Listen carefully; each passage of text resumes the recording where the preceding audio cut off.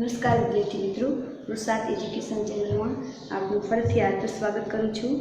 આજે ધોરણ 6ના ગણિતમાં આપણે ત્રીજું ચેપ્ટર સંખ્યા સાથે રમતમાં સ્વાધ્યાય 3.3 નો પહેલો પ્રશ્ન જોઈએ કે વિભાજ્યતાની ચાવીઓનો ઉપયોગ કરીને નીચેની કઈ સંખ્યા 2 વડે 3 વડે 4 વડે 5 વડે 6 વડે અને 8 વડે 9 વડે 10 અને 11 વડે વિભાજ્ય છે તે નક્કી કરો। અને જો હોય તો હા લખવાનું અને ના હોય તો ના અથવા ડેશ કરી દે પણ ચાલશે। તો આપણે આ કોષ્ટકમાં જોઈએ કે આપણે પાસે કુલ 10 સંખ્યા આપેલી છે અને બધી વિભાજ્યતાની ચાવીઓની છે। તો આપણે કઈ સંખ્યાને કઈ ચાવીઓને ભાગી શકાય, એટલે કે 2ની ચાવીથી પહેલી સંખ્યા ભાગી શકાય તો હા લખવાનું, બીજી ચાવી ભાગી શકાય તો હા। તો પહેલાં આપણે પહેલું છે એ પાઠ્યપુસ્તકમાં આપણે ઉદાહરણ તરીકે આપેલું છે 128 છે, તો તે 2ની ચાવીમાં એટલે કે 2 વડે વિશેષ ભાગી શકાશે તો તેમાં હા છે, પછી 3 વડે નહીં ભાગી શકાય તો તેમાં ના છે, 4 વડે ભાગી શકાય તો તેમાં હા છે, 5માં ના, 6માં ના, 8માં હા છે, 9માં ના, 10માં અને 11માં ના। તો પેલું ઉદાહરણ આપણે પાઠ્યપુસ્તકમાં આપેલું છે। હવે ત્યાર પછી આપણે જોઈએ કે પહેલાં આપણે બધી સંખ્યામાં 2 વડે નિશ્ચિત ભાગી શકાય કે નહીં, તો 2ની ચાવી આપણે યાદ કરીએ કે 2ની ચાવી શું છે, તો કે જે સંખ્યાનો એકમનો અંક 0, 2, 4, 6 અને 8 હોય તો તે સંખ્યાને 2 વડે નિશેષ ભાગી શકાય। ફરીથી હું 2ની ચાવી બોલું છું કે જે સંખ્યાનો એકમનો અંક 0, 2, 4, 6 અને 8 હોય તો તે સંખ્યાને 2 વડે નિશેષ ભાગી શકાય છે। એટલે આપણે આ બધી સંખ્યામાં 2ની ચાવી જોઈએ તો પહેલાં આને શું છે તો કે 990, તો 990માં એકમનો અંક 0 છે, તો આપણે 2ની ચાવીમાં આપણે 0, 2, 4, 6 જોયું તો 8 સુધી, તો આમાં 0 છે એટલે એને 2 વડે ભાગી શકાશે તો કે હા, તો આપણે હા લખવાનું। ત્યાર પછી 1586 એમાં એકમનો અંક 6 આવેલો છે, તો આપણે 2ની ચાવી યાદ કરીએ 2, 6 જે સંખ્યાનો એકમનો અંક 0, 2, 4, 6, તો આપણે આમાં પણ 6 છે એટલે આપણે શું કરશું તેમાં પણ 2 વડે નિશેષ ભાગી શકાશે એટલે હા લખશું। 275 એમાં એકમનો અંક 5 છે જે 2ની ચાવીમાં આવશે નહીં, તો એમાં ડેશ કરીએ। 6686 એટલે એકમનો અંક 6 આવેલો છે, તેને આપણે 2 વડે નિશેષ ભાગી શકશું કેમ કે એકમનો અંક 6 છે એ 2ની ચાવીમાં આવે એટલે તેમાં હા લખશું। પછી કેટલા છે 6,39,210, એમાં એકમનો અંક 0 છે, હવે 0 છે એટલે 2 વડે નિશેષ ભાગી શકાશે। ત્યાર પછી 4,29,714 છે, એમાં 4 છે એકમનો અંક છે, એકમનો અંક 4 છે એટલે 2ની ચાવીમાં આવશે એટલે કે 2 વડે નિશેષ ભાગી શકાશે। પછી 2,856 એમાં 6 છે એકમનો અંક છે એટલે 2 વડે નિશેષ ભાગી શકાશે તો એમાં હા લખશું। 3,060 એમાં એકમનો અંક 0 છે એટલે એ 2ની ચાવી વડે નિશેષ ભાગી શકાય એટલે હા। પછી 4,06,839 તો 9 છે એકમનો અંક છે, એકમનો અંક 9 હોવાથી 2 વડે નિશેષ ભાગી શકાશે નહીં, તેથી 2ની ચાવીમાં ઉપયોગ થશે નહીં એટલે એમાં ડેશ કરશું। આ આપણે 2ની ચાવી બધી સંખ્યામાં ઉપયોગ કર્યો। હવે એવી રીતે આપણે બધી સંખ્યાનો જોતા જઈએ। હવે આપણે 3ની ચાવી જોઈએ કે 3ની ચાવી શું કહે છે કે જે સંખ્યા, તો આપણે 3ની ચાવી જોઈએ કે 3ની ચાવી શું છે તો કે 3ની ચાવીમાં આપણે જેટલી આ સંખ્યા આપેલી છે તે સંખ્યાના અંકોનો સરવાળો કરવાનો અને જે સરવાળો આવ્યો છે તેના જવાબને 3 વડે નિશેષ ભાગી શકાય તો તે 3ની ચાવી કહી શકાય। એટલે કે માનો કે આ 128 છે, 2 ને 1 3, 3 ને 8 કેટલા થશે તો કે 3 ને 8 11 થાય, તો 11 છે 3ના ઘડિયામાં આવેલી એટલે કે 11ને 3 વડે નિશેષ ભાગી શકાય નહીં, એટલા માટે ના લખ્યું। તો હવે આપણે બધી સંખ્યા રીતે જોઈએ કે એક સરવાળો સંખ્યાનો કરવાનો, જે જવાબ મળે તેને 3 વડે નિશેષ ભાગી શકાય કે નહીં તે જોવાનું। તો હવે અહીંયા 990 છે, 9 + 9 + 0, તો 9 + 9 એટલે 18 થાય, એને વત્તા 0 છે તો 18 + 0 એટલે 18, તો 18ને આપણે 3 વડે નિશેષ ભાગી શકશું તો કે હા 3, 6, 18, તો આપણે તેમાં હા લખશું। ત્યાર પછીની સંખ્યા છે 1586, તો સરવાળો કરીએ 5 ને 1 6, 6 ને 6 12, 12 ને 8 કેટલા થશે તો કે 20, તો 20 છે એ 3 વડે નિશેષ ભાગી શકાય નહીં તો તેમાં ડેશ। ત્યાર પછી 275 છે, હવે આનો સરવાળો કરીએ કે 5 ને 2 7, 7 ને 7 14, તો 14ને આપણે 3 વડે ભાગી શકાય તો 14ને આપણે 3 વડે ભાગી શકાય નહીં તો તેને આપણે ડેશ કરશું. ત્યાર પછી 6 + 6 એટલે 12 થશે. 12 ને 8 20, 20 ને 6 26. તો 26 છે આપણે 3 વડે ભાગી શકાય, તો કે 26 ને પણ આપણે 3 વડે ભાગી શકશું નહીં, તો તેને આપણે ડેશ કરશું તેમાં પણ. ત્યાર પછીની સંખ્યા છે તો તેમાં આપણે સરવાળો કરીએ. 6 ને 3 9, 9 ને 9 18, 18 ને 20, 20 ને 21 વત્તા 0 એટલે 21 વત્તા 0 એટલે 21. તો 21 ને 3 વડે ભાગી શકાય, તો કે હા 3 સત્તા 21 થાય, એટલે 21માં આપણે 3ની ચાવીનો ઉપયોગ કરી શકશું, એટલે 21માં હા લખશું. ત્યાર પછીની છે 4 2 એટલે 6, 6 ને 1 7, 7 ને 7 14, 14 ને 4 18, 18 ને 9 તો 18 ને 9 27 થશે. તો 27 ને આપણે 3 વડે ભાગી શકાય, તો 27 ને 9 વડે ભાગી શકાય, એટલે એમાં હા લખશું, એટલે 9 તેરી 27 થશે. ત્યાર પછી 8 ને 2 10, 6 ને 5 11, 10 ને 11 કેટલા થાય, તો 21. તો આને પણ આપણે ભાગી શકાય છે, તેને પણ આપણે હા લખશું.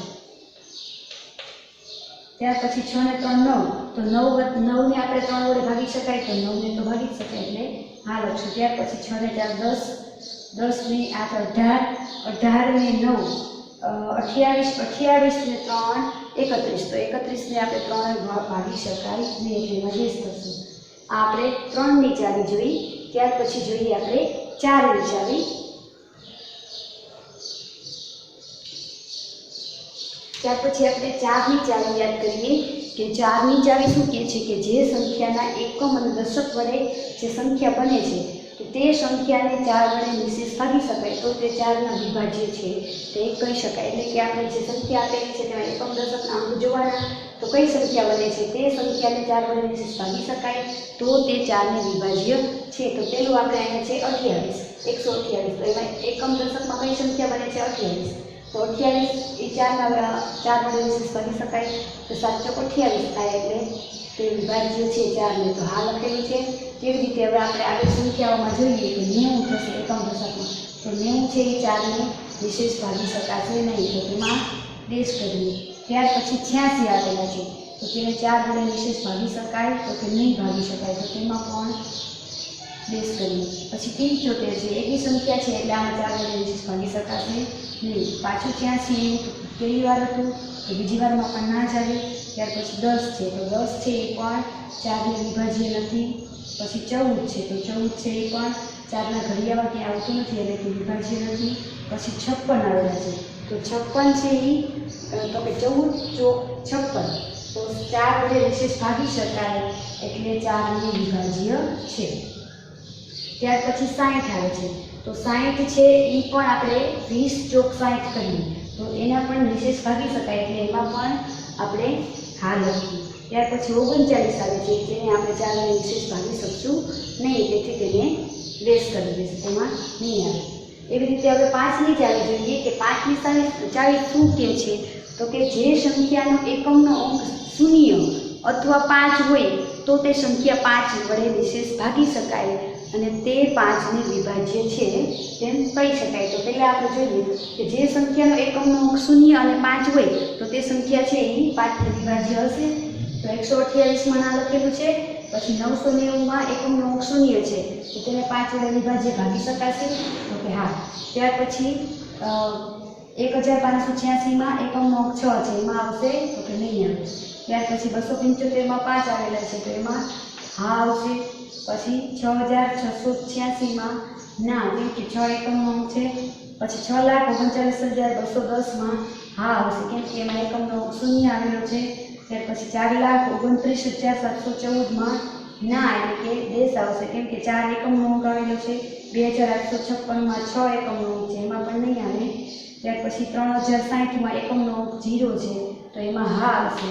અને છેલ્લી સંખ્યામાં એકમનો અંક 9 છે, તો એમાં પણ ડેશ આવશે. આ આપણે 5ની વિભાજ્યતાની ચાવી જોઈએ કે જેનો એકમનો અંક 0 અથવા 5 હોય તેને 5 વડે નિશેષ ભાગી શકાય, તો તેને 5ને વિભાજ્ય છે તેમ કહી શકાય. ત્યાર પછી આપણે જોઈએ 6ની ચાવી.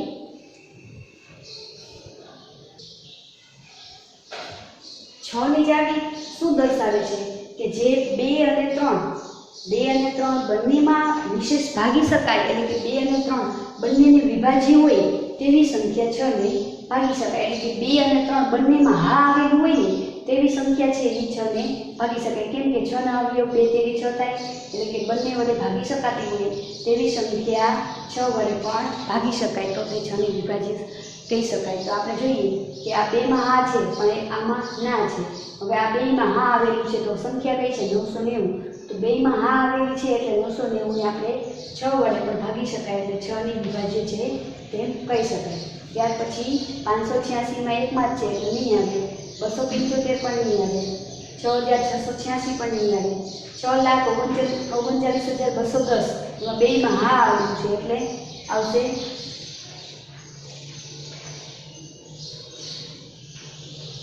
6 માં હા આવશે.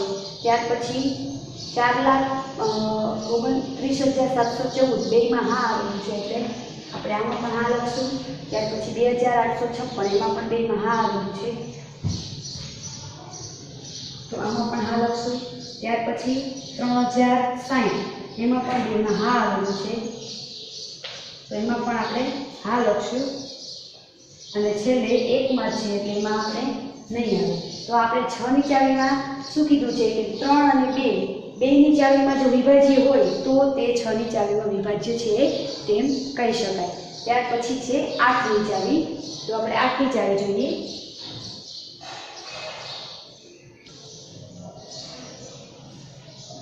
હવે આપણે 8 ની ચાવી શું દર્શાવે છે કે સંખ્યામાં એકમ, દશક અને 100 ત્રણે ત્રણ જે વડે જે સંખ્યા બને છે તે આપણે 8 વડે નિશેષ ભાગી શકાય તો તે 8 ને વિભાજ્ય છે તેવું કહી શકાય. એટલે કે એકમ, દશક અને 100 વડે સંખ્યા બને છે 128. તો 128 છે એ 8 ને વિભાજ્ય છે. એટલે કે 128 ભાંગી આપણે 8 કરવાના. જો નિશેષ 0 0 મળે તો આપણે એમાં હા કરવાનું.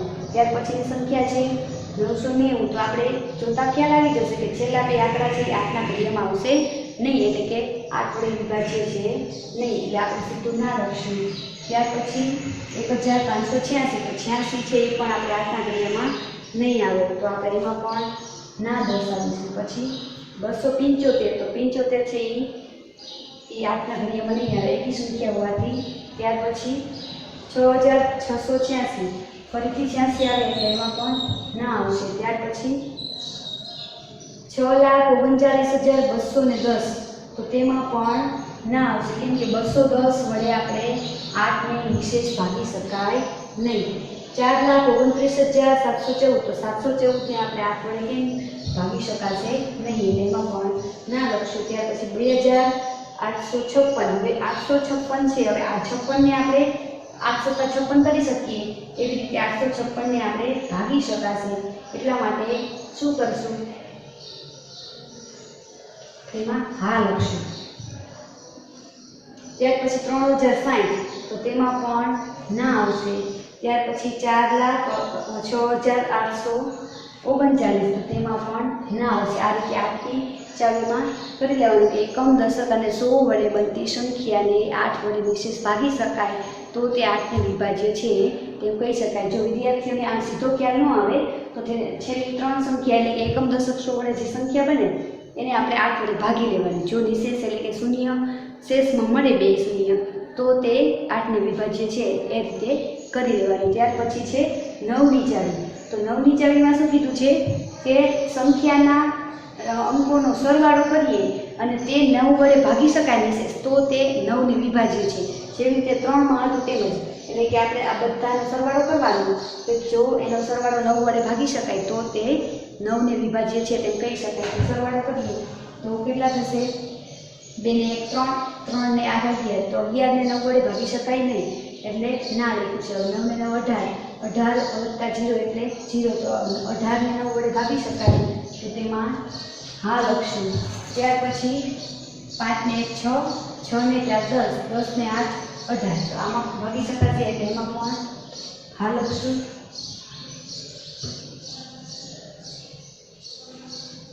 5 ને 1 6, 6 ને 6 12, 12 ને 8 20 સોરી 20 ને આપણે ભાગી શકશું નહીં તો 20 માં આપણે ના લખશું. ત્યાર પછી 2 ને 7 9, 9 ને 5 14 તો 14 ને 9 વડે નિશેષ ભાગી શકાય નહીં તો એમાં પણ આપણે ના લખશું. ત્યાર પછી 6 ને 6 12, 12 ને 8 20, 20 ને 6 26, 26 ને આપણે ભાગી શકાય નહીં 9 વડે, એટલે તેમાં પણ ના દર્શાવીશું.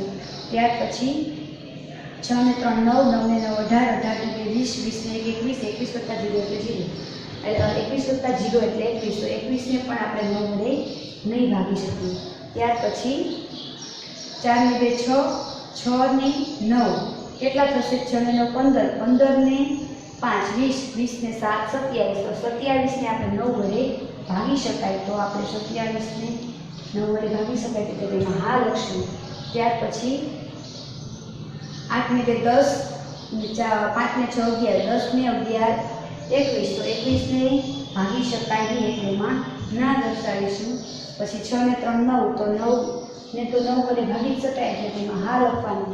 ત્યાર પછી 6 ને 4 10, 10 ને 9 19, 19 ને 3 22, 22 ને 8 30, તો 30 ને 9 વડે ભાગી શકાય નહીં, તો તેમાં પણ ના દર્શાવીશું.